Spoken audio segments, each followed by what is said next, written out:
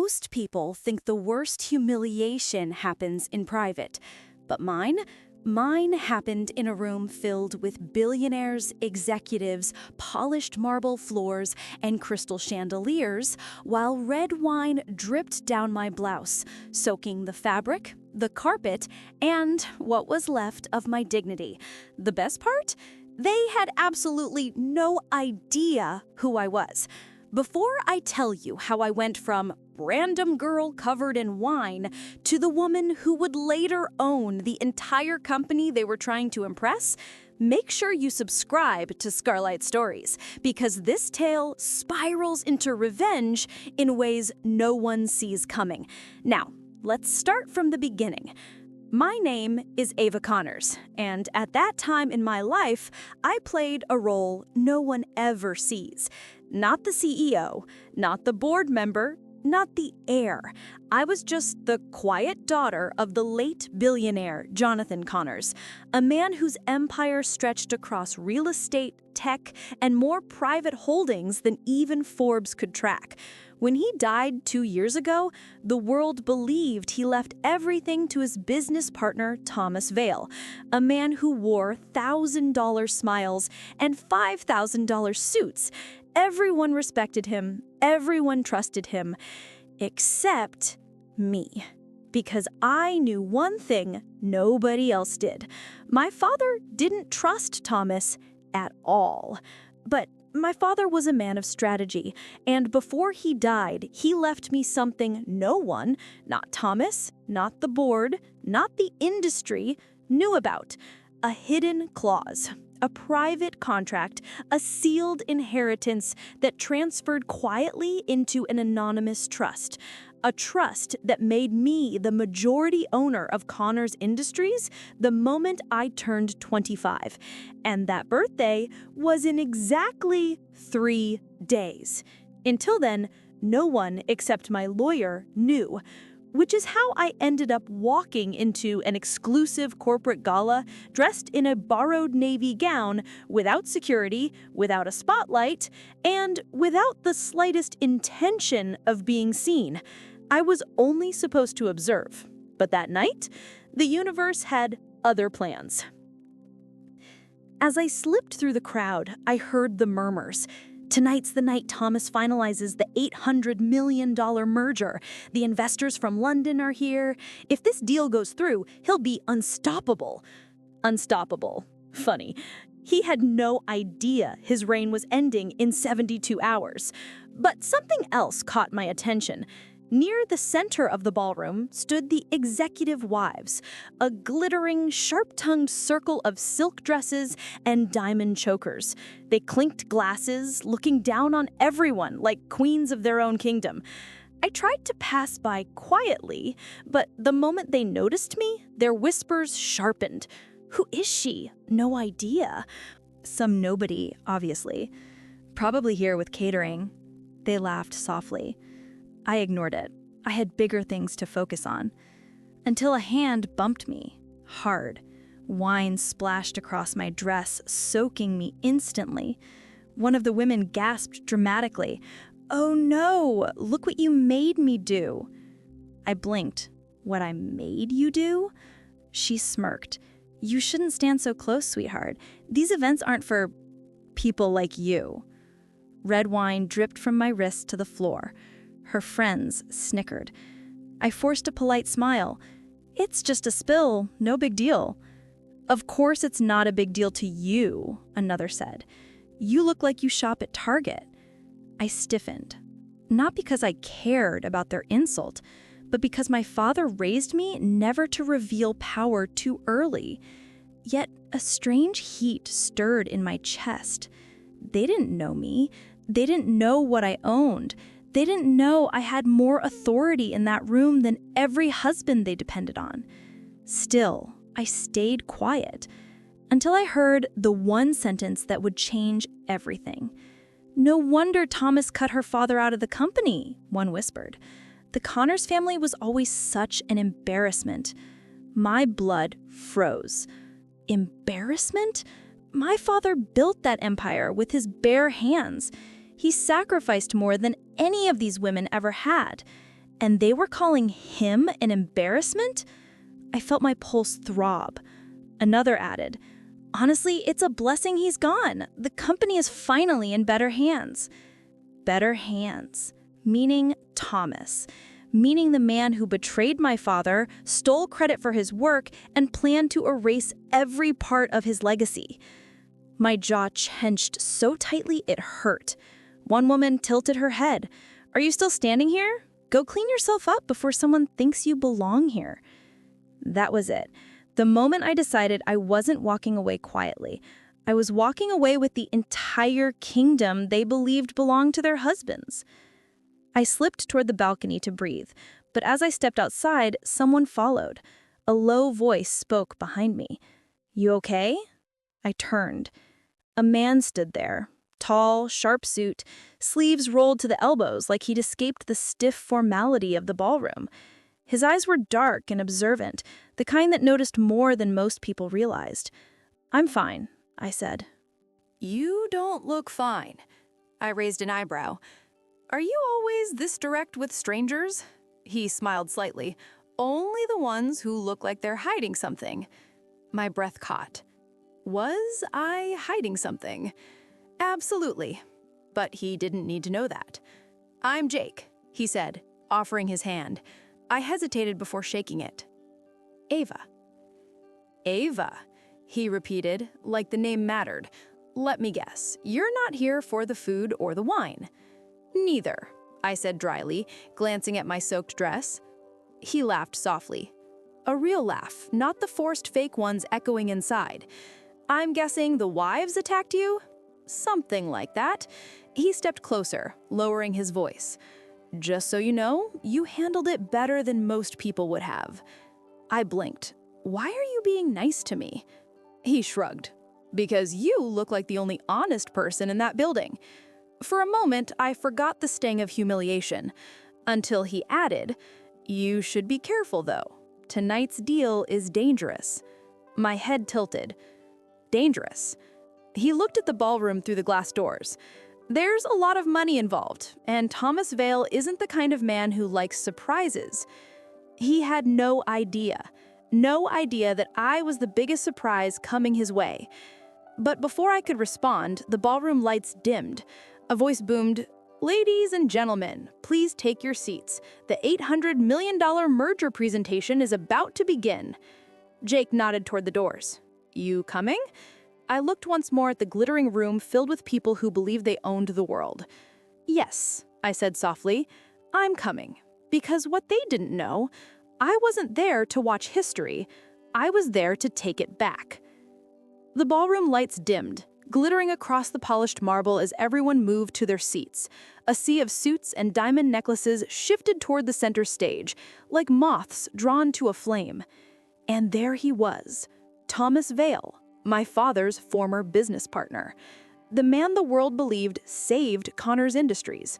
The man who thought he would sign an $800 million merger tonight and secure his empire forever. He stepped onto the stage with that same smug smile he'd worn at my father's funeral, the one that said, "I won." I took my seat in the back corner, half hidden behind a column. Jake sat beside me. "Are you sure you want to be here for this?" he whispered. I didn't answer. Because yes, I wanted to be here. I wanted to watch Thomas shine under lights that weren't meant for him. I wanted to see him brag about his vision and leadership, every word unknowingly borrowed from the man whose work he stole. And I wanted to be front row when it all came crashing down. Thomas tapped the microphone. "Good evening, everyone," he said, voice silky and practiced. "Tonight, we celebrate a new era for Connors Industries." New era. He loved saying that. He had been rewriting history since the day my father died. Jake leaned closer. "He really likes the spotlight." I kept my eyes forward. "He likes power more." Thomas continued, "This merger will push us ahead of every competitor, and I'm proud to stand here as the man guiding this company into its next chapter." I nearly laughed. Guiding? He wasn't guiding anything. He was trespassing on my inheritance. Then he clicked a slide on the big screen. A massive rendering of the new Connors Industries headquarters lit up. Sleek, futuristic. The building my father designed before he died. Just looking at it made my throat tighten. And Thomas? He didn't mention my father's name once. Not one time. As the presentation rolled on, I felt anger tightening in my chest. He erased my father's legacy. He dismissed everything he built. And now he was enjoying the applause of people who didn't know the truth. Then something unexpected happened. Jake leaned slightly toward me and whispered, "You don't belong in the shadows." I blinked. What? He watching this like someone with skin in the game. I swallowed. He wasn't wrong. I had more than skin in the game. I owned the entire board, but Jake didn't know that. "You care," he continued, "more than anyone else in this room." I kept my eyes on the stage. "I'm just observing." "Right," he said with a knowing smirk. "Observing with clenched fists and a death glare." I almost smiled. Almost. Then Thomas's voice cut through the room again. "And now, ladies and gentlemen, the moment you've waited for." He held up a black fountain pen, the same model my father once used, and gestured towards a long mahogany table where the contract waited. The signing of the $800 million merger. And suddenly stopped. He frowned, squinting toward the audience. "Hold on," he said slowly. "Why is she here?" My stomach flipped. Everyone turned. Everyone. He was looking directly at me. My breath caught. Jake glanced between us. "Wait, he knows you?" Thomas stood, his face draining of color. "Someone escort that girl out," he snapped to security. "She has no business being here." Jake stiffened. "Whoa, what's going on?" The wives gasped loudly. "That's the girl from earlier, the one covered in wine. Why would Thomas care about her?" I stayed seated, calm, expression unreadable. Security hesitated, confused. "Sir, she's not causing a disturbance." Thomas barked, "She doesn't belong here." But the room didn't move the way he expected. People exchanged confused looks. Investors whispered. Journalists raised cameras. Someone in the crowd even muttered, "Why is he threatened by her?" Good question. Very good. I stood up slowly. Jake rose with me. "Ava, what is this?" Before I could answer, Thomas pointed at me again, voice rising. "She is Jonathan's daughter." The room gasped. Just like that, the entire ballroom froze. Camera shutters clicked like machine guns.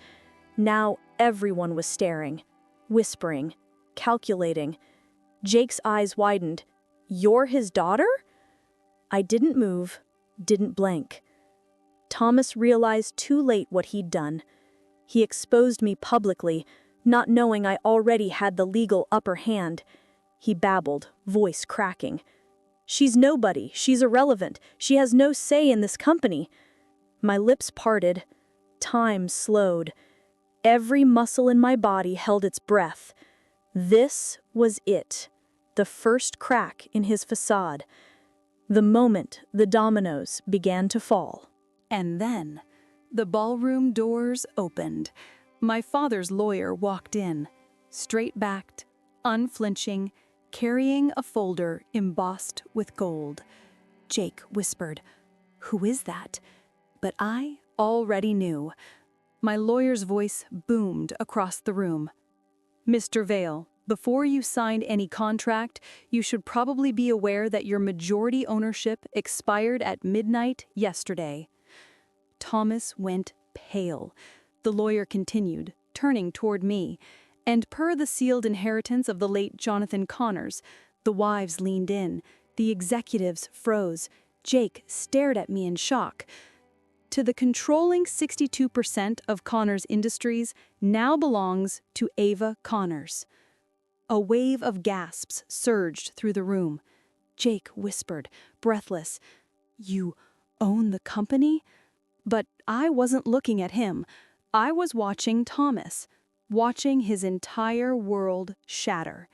Blood drained from his face, his hands trembled, the pen he'd been holding clattered to the table. No, no, she can't, she's just a... Enough, my lawyer said sharply. She is your employer now. The ballroom erupted. Camera flashes, shouting reporters, wives screaming. Jake exhaled in disbelief. And Thomas? He staggered backwards like the ground had vanished beneath him. But little did he know, this was only the beginning, because humiliation, power, revenge, those things were about to unfold in ways he could never escape. Silence. That was all you could hear in the ballroom, as I stood there, the words still echoing. The controlling 62% of Connors Industries now belongs to Ava Connors. My name, my legacy, my father's empire, back where it belonged. Thomas Vale looked like someone had drained every drop of blood from his body. The wives sank in their seats, their diamonds suddenly less sparkly. The executives, oh, they watched me like they were witnessing history. My father's lawyer handed me a sleek leather folder. Inside, proof. Contracts. The sealed transfer. Everything my father hid from Thomas because he knew this man could never be trusted with power. Thomas finally found his voice. Barely. You manipulated this, he choked. This can't be legal. My lawyer calmly adjusted his glasses. It's entirely legal. Your partnership was conditional on temporary ownership. You knew this. Thomas shook his head like a child refusing vegetables. No, this company is mine. I built. I stepped forward. You built? My voice carried across the ballroom. You built nothing. You stole credit. You erased my father. You treated employees like pawns. And tonight, you poured wine on the owner of this company, laughed at her, humiliated her? Gasps all over the room. People who had ignored me earlier now stared with wide eyes, ashamed. But I wasn't finished. You said I didn't belong here, that I wasn't worthy. My voice sharpened with every word. Yet here I am, and here you stand, exposed. Thomas pointed a shaking finger. I won't let you destroy me. You already destroyed yourself, I said calmly. But just as I began to speak again, I paused. Because this moment, this reveal, this explosion of truth, this was exactly the kind of story people needed to hear. And if you're loving this twist, make sure you subscribe to Scarlight Stories, because we tell stories exactly like this every single day. Now, back to the final blow. Thomas lunged toward me. Security intercepted him instantly, restraining him as he shouted, "You're a child, you're emotional, you don't know what you're doing." I smiled softly. No, I know exactly what I'm doing. I turned toward the board members. Effective immediately, I said, Thomas Vale is suspended pending a full audit. All merger negotiations are paused. And until further notice, I will be assuming the role of acting CEO. A burst of applause erupted from one side of the ballroom. I looked over. Employees, real employees. People Thomas never cared about. People he exploited, overworked, dismissed. Now, seeing me step into my rightful place, they were crying, smiling, clapping, and something warm settled in my chest. My father would have been proud. Thomas continued fighting security, face twisted with rage. You can't run a multi-billion-dollar company. You're nothing but a spoiled heiress. I stepped closer, lowering my voice so only he could hear. Funny. You didn't think I was a spoiled heiress when you stole from my father? Or when you signed fake contracts in his name? Or when you tried to take the company from a grieving girl? His eyes widened. You know. I know everything, I whispered. About the offshore accounts, the backdoor payments, the inflated invoices, the embezzlement. His entire body went rigid. How? My father kept records, I said. He always kept records. He sagged, defeated. For the first time since I'd known him, he looked truly afraid. You're finished, Thomas. Security began escorting him out. He screamed the whole way. You'll regret this! I'll fight it! You're nothing! You hear me? Nothing! But the door closed behind him, cutting off his voice, cutting off his power, cutting off the man who tried to destroy my family. Jake approached me slowly. You okay? He asked softly.